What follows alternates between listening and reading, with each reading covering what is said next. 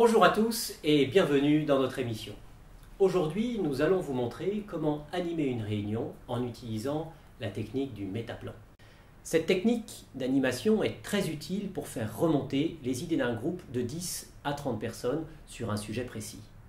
Je vous propose une illustration à travers un cas concret sur la question suivante.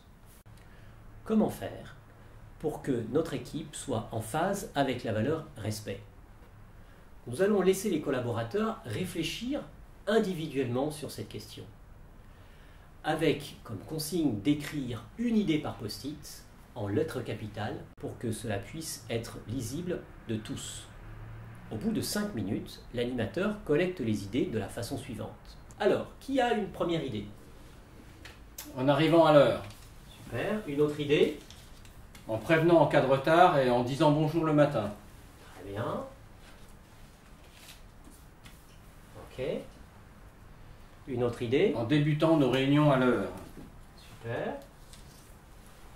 Une autre idée? En respectant le timing de nos réunions et en donnant un ordre du jour précis à nos réunions. Ok, donc je colle les petits post-it les uns à côté des autres afin qu'ils soient lisibles par tous et en les regroupant. Une autre idée? En s'écoutant. Très bien. Une autre idée? En proposant de l'aide spontanément et en aidant ceux qui sont à la bourre sur un dossier. Ok, super. Alors, encore une autre idée? En respectant nos engagements et décisions et en mettant en place un suivi de projet. Parfait. En synthèse, je vous propose de relire les grandes idées et les regrouper sous un même titre. Faire preuve de savoir-vivre, cadrer nos réunions, être tourné vers les autres, respecter nos engagements.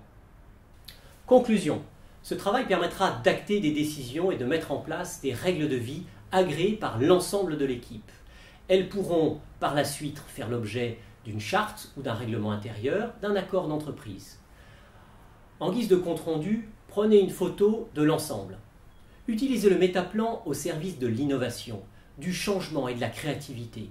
Chacun possède une grande richesse et c'est à nous, managers, de les cultiver, de les faire émerger pour que nos entreprises progressent et réussissent. Alors, osez le métaplan pour oser entreprendre. À très bientôt.